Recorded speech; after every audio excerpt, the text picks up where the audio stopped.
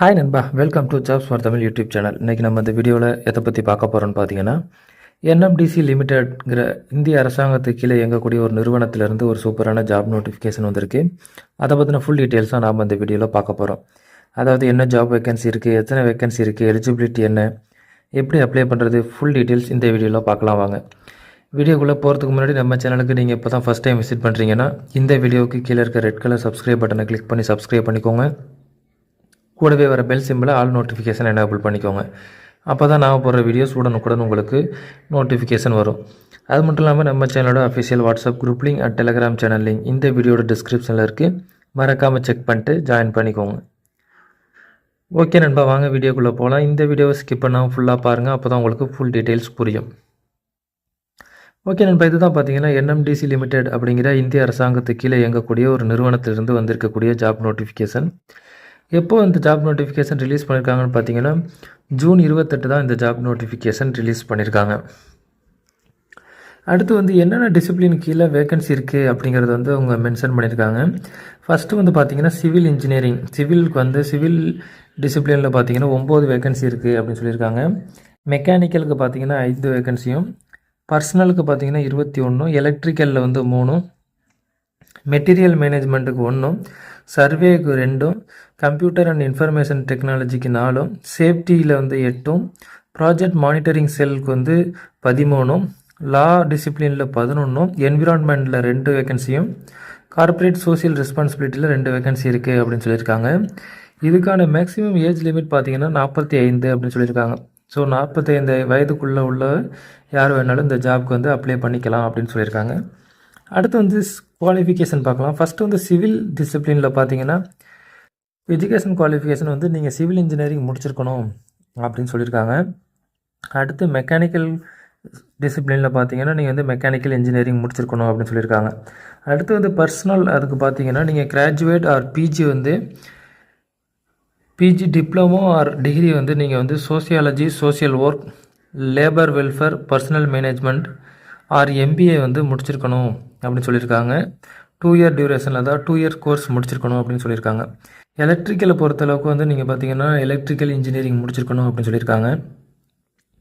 அடுத்து மெட்டீரியல் மேனேஜ்மெண்ட்டுக்கு பார்த்தீங்கன்னா நீங்கள் degree in engineering or degree in arts நீங்கள் முடிச்சிருக்கணும் அப்படின்னு சொல்லியிருக்காங்க. அப்படி இல்லைனா diploma in material management or MBA முடிச்சிருக்கணும் அப்படின்னு சொல்லியிருக்காங்க.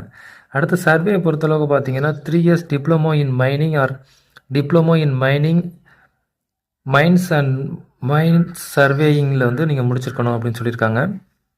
அடுத்து எம்எம்ஆர் கீழே இருக்கக்கூடிய மைன் சர்வேயர் சர்டிஃபிகேட் நீங்கள் வச்சுருக்கணும் அப்படின்னு சொல்லியிருக்காங்க.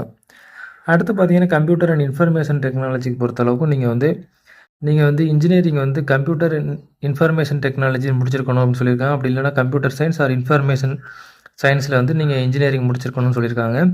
அப்படி இல்லைன்னா MCA or BE or BTech நீங்கள் கம்ப்யூட்டர் சிஎஸ் ஆர் ஐடிஐ முடிச்சிருக்கணும் அப்படின்னு சொல்லியிருக்காங்க.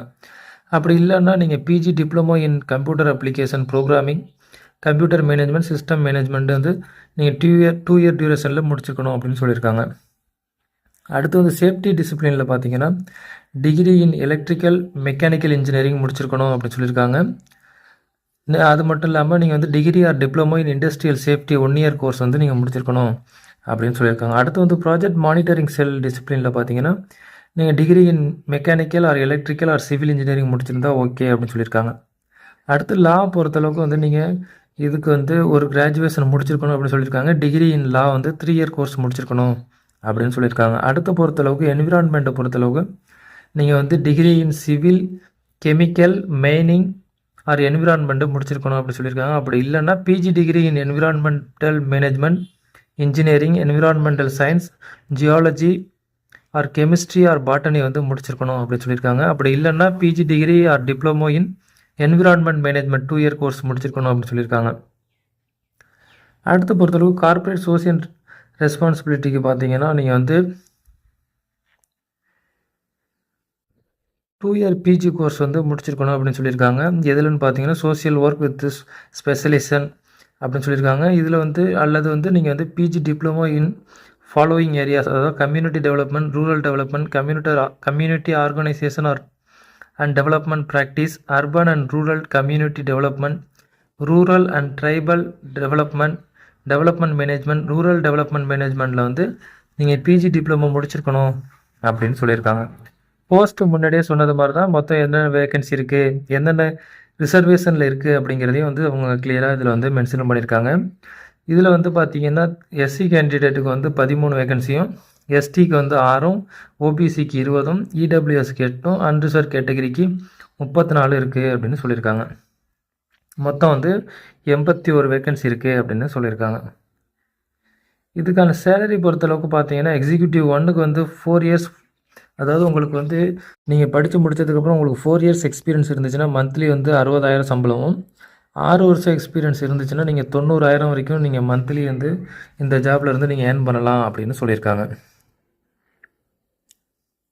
அடுத்து எப்படி அப்ளை பண்ணுறதுன்னு பார்க்கலாம். அப்ளை பண்ணுறதுக்கு வந்து நீங்கள் ஆன்லைனில் மட்டும்தான் அப்ளை பண்ணுறது மாதிரி இருக்கும். என்எம்டிசியோட அஃபிஷியல் வெப்சைட்டில் போய் நீங்கள் வந்து அவங்க கொடுத்துருக்க கெரியர் பேஜில் உள்ள லிங்க்கில் வந்து நீங்கள் அப்ளிகேஷனை சப்மிட் பண்ணணும் அப்படின்னு சொல்லியிருக்காங்க. அந்த லிங்க் வந்து ஜூன் 28 காலை 10 மணிலேருந்து ஜூலை 18 12:30 மணி வரைக்கும் ஆன்லைனில் இருக்கும் அப்படின்னு சொல்லியிருக்காங்க. அதுக்குள்ளே வந்து நீங்கள் உங்களோட அப்ளிகேஷனை வந்து சப்மிட் பண்ணணும். உங்களுக்கு எதுவும் டவுட்ஸ் இருந்துச்சுன்னா அவங்க இமெயில் ஐடி கொடுத்துருக்காங்க. அந்த இமெயில் ஐடிக்கு உங்களோட டவுட்ஸை வந்து நீங்கள் கேட்டு தெரிஞ்சுக்கலாம் அப்படின்னு சொல்லியிருக்காங்க.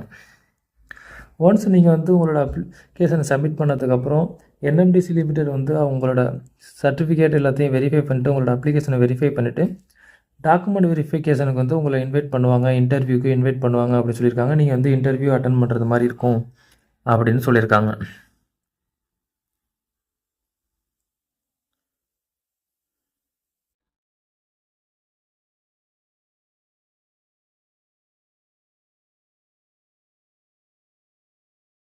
ஓகே நண்பா, இந்த பிடிஎஃப் ஃபைல் டவுன்லோட் லிங்க் நம்ம வீடியோட டிஸ்கிரிப்ஷனில் இருக்குது. டவுன்லோட் பண்ணி இந்த நோட்டிஃபிகேஷனை ஃபுல்லாக படித்து பாருங்கள். உங்களுக்கு இந்த ஜாப் சூட்டபுளாக இருக்கும், நீங்கள் இந்த ஜாபுக்கு எலிஜிபிள்னு தோணுச்சுன்னா மறக்காமல் உடனே அப்ளை பண்ணுங்கள். அப்ளை பண்ணுறதுக்கான லாஸ்ட் டேட் பார்த்தீங்கன்னா முன்னாடியே சொன்னது மாதிரி 18/7/2024. அந்த போர்ட்டல் எப்போ ஆனில் இருக்குன்னு பார்த்தீங்கன்னா 28ஆம் தேதி, அதாவது ஜூன் 28 காலை 10 மணிலேருந்து ஜூலை 18ஆம் தேதி 12:30 மணி வரைக்கும் அந்த லிங்க் வந்து ஓப்பனில் இருக்கும். ஸோ நீங்கள் அதுக்குள்ளே வந்து உங்களோட அப்ளிகேஷனை வந்து அந்த லிங்க்கில் போய் நீங்கள் சப்மிட் பண்ணணும். அந்த அப்ளிகேஷன் சப்மிட் பண்ணுறதுக்கான லிங்க்கும் நம்ம வீடியோட டிஸ்கிரிப்ஷனில் இருக்குது, செக் பண்ணி பாருங்கள். ஓகே நண்பா, இந்த வீடியோ உங்களுக்கு பிடிச்சிருந்துச்சுன்னா இந்த வீடியோவை லைக் பண்ணுங்கள், உங்கள் ஃப்ரெண்ட்ஸுக்கு இந்த வீடியோவை ஷேர் பண்ணுங்கள், மறக்காமல் நம்ம சேனலை சப்ஸ்கிரைப் பண்ணுங்கள். மீண்டும் வேறொரு நல்ல ஜாப் நோட்டிஃபிகேஷனோடு சந்திப்போம். நன்றி, வணக்கம்.